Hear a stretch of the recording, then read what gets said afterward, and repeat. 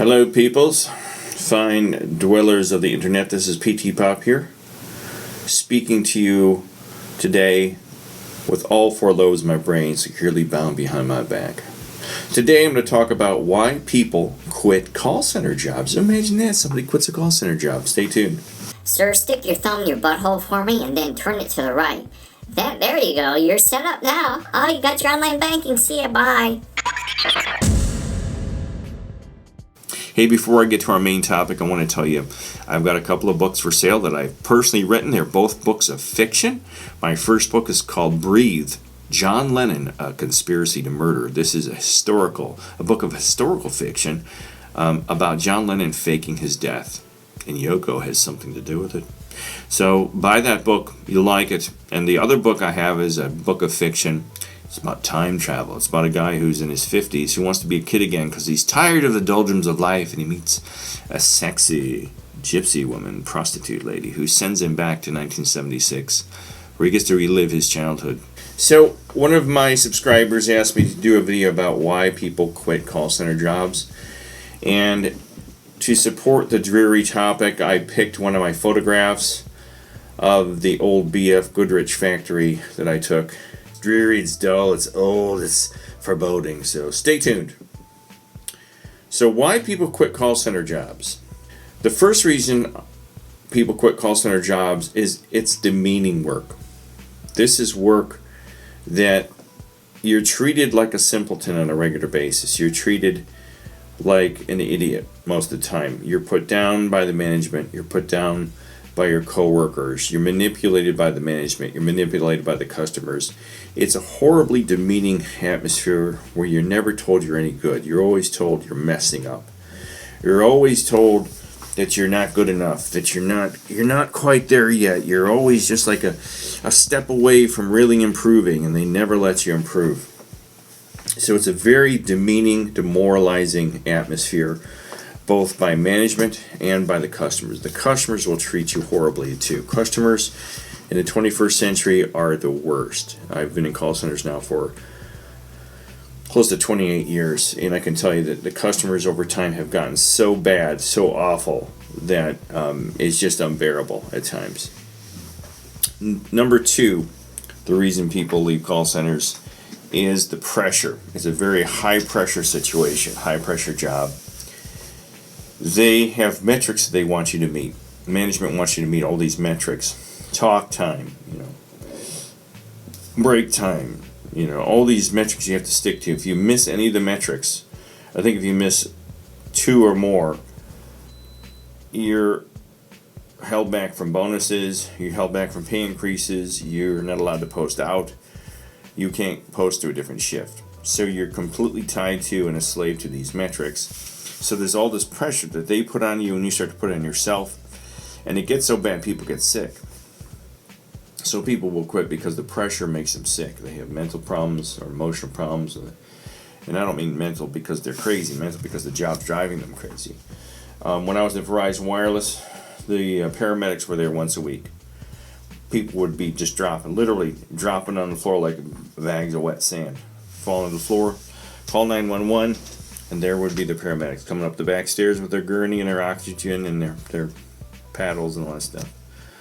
Number three, the customers.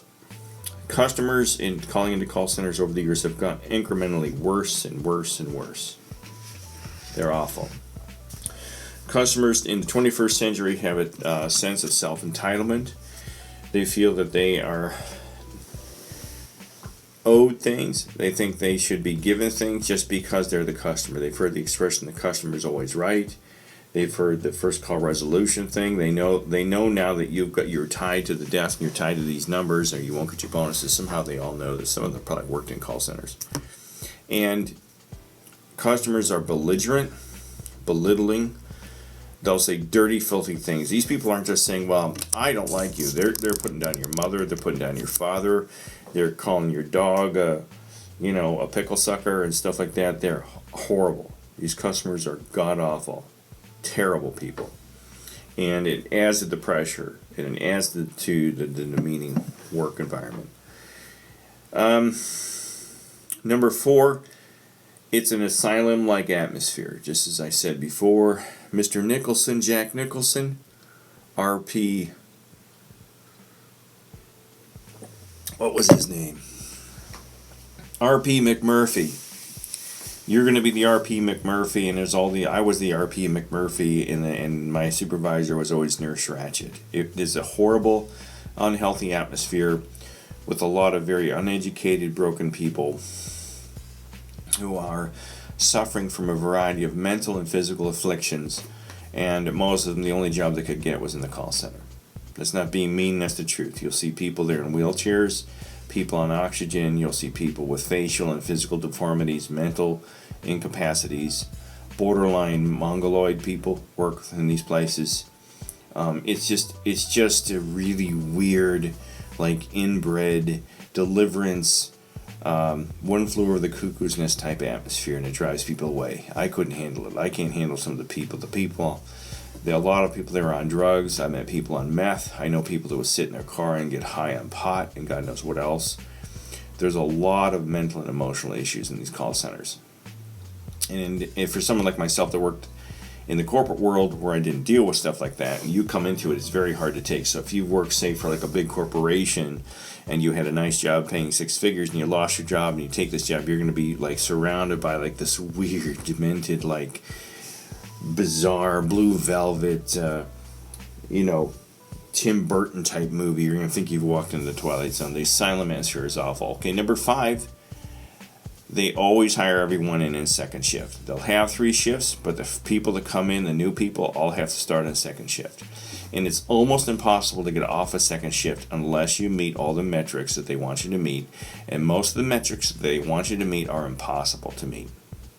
So if you're not making all the metrics that they've asked you to meet, your talk time, back to and from break on time, good customer service survey reviews, you're not going to be able to get off a second shift.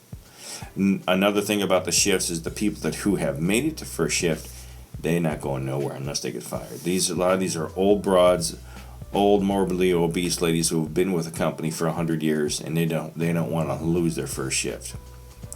So they're not going to give it up to you. And they're not going to give it to you if you don't meet your metrics. So you're stuck on second shift.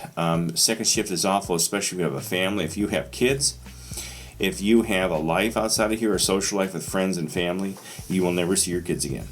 You'll leave them for work at 4 o'clock. You'll get home at 11, 12 o'clock at night. You'll never see your kids. You won't see them go to school. You won't see them come home. You won't be there to help them with studying. You'll get 2 days off a week. They always give you 2 days off. They're never 2 days in a row. You get 2 days off, usually like a Monday and a Thursday, or a Sunday and a Wednesday, or a Friday and a Tuesday. They will not give you Saturdays off. You will never have Saturdays off again. You will never have a regular work week ever again in a call center, unless you get promoted and you meet the metrics. So you're screwed. You're absolutely, positively, completely screwed. So the shifts are bad. So to summarize up through the first 5 here, you got demeaning work, high pressure, the customers are terrible, it's asylum type atmosphere, and the shift hours are unreasonable, especially if you have family, friends, and kids. Number 6, you've got lack of freedom. You have absolutely no freedom in these call centers because you are literally tied to your desk by your collar and leash. This is your collar, this is your leash. And I'm not being kinky here, and I'm not being weird. This is literally in the call center, they call this your leash. This is your leash, this is your collar, and you're tied to your desk. You are not allowed to leave your desk under any circumstances unless you're having some type of really bad health issues. So in the call centers, you're given 2 10 or 2 15-minute breaks and a half-hour lunch. You will never be given enough time off the phones to do anything or accomplish anything. You will not be allowed to drive anywhere. You will not be allowed to go away for lunch. So you have to bring your lunch in. You have to either eat at the company cafeteria, which usually closes at 5 p.m. when your shift starts. So you're not going to be able to use the cafeteria because the cafeteria is only there for the first shift people and the corporate people that work in the upper echelons of the ivory tower. So you have no freedom. It is no time to go to the bathroom. You have no time to really eat lunch. You have no time to escape the pressures of the job. So people get sick of it and they leave. Number 7, the pay is awful. There is poor pay. Every call center especially here on the East Coast and in Ohio, they start you off at $10 an hour. I don't know about you, but over the last 20 years, the world has changed and everything's gotten really expensive, and $10 an hour does not cut it anymore. You will not be able to survive on just one job working in a call center making $10 an hour. It doesn't do you any good. Most of the call centers bring you at $10 an hour part-time without benefits. So not only are you being paid poorly, you're not able to pay the utilities, pay child support, put gas in the car, put food in the fridge, and you're barely able to pay the rent. You're going to have to work multiple jobs, and the schedule's so bad, the second shift that you're on, it's almost impossible to find another job, because there's very few jobs that are worth getting out of bed for third shift, and there's hardly any first shift ones. So the pay is awful. You're not going to receive good pay. $10 an hour. Number 8, there's lack of advancement. Now, number 8 kind of leads to number 9, but number 8, they'll tell you in the interview process that there's great chance for advancement. Oh, you're gonna have a chance to become a trainer or a quality assurance expert, or you can become an admin or become an assistant manager or even vice president. And then you get in there and you find out that the metrics are so hard to meet. The talk time, the handle time, all the quality scores you have to meet, you can't meet them, so you never get advanced. It's almost impossible unless you have connections inside. And they lie to you. They tell you there's chances for advancement. The job is so easy, but there is no chance for advancement. It's almost impossible. Which leads to number 9. Number 9 is dishonest hiring practices. This is guaranteed. I guarantee this. They lie. They will lie to you. If they're talking to you in a call center interview before you get hired, they're lying to you. They'll come in and they'll say, "Hey, welcome to Come On, I Want to Lennon Morton. How you doing today? You're going to love working here. Oh my God. You're going to have so many chances for advancement. It's a family type atmosphere, rock and roll atmosphere, cash paid daily. Oh, you're going to love it." And you know what? To prove it to you, let's go listen to some calls even before we do the interview.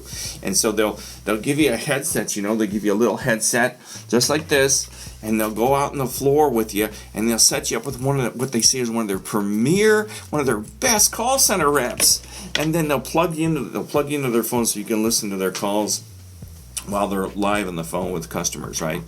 And every single one of these calls that drops into their headset is so easy. It's just like, "Hi, this is Sally. Thank you for calling Come On, I Want to Lennon Morton. May I have your name, please?" "Well, hi, Sally. Thanks for taking my call. You're such a sweet lady. I just called to get my balance, that's all." And every call is like that. So they give you this false sense of security that the calls are very simple. The calls are so simple. Oh my God.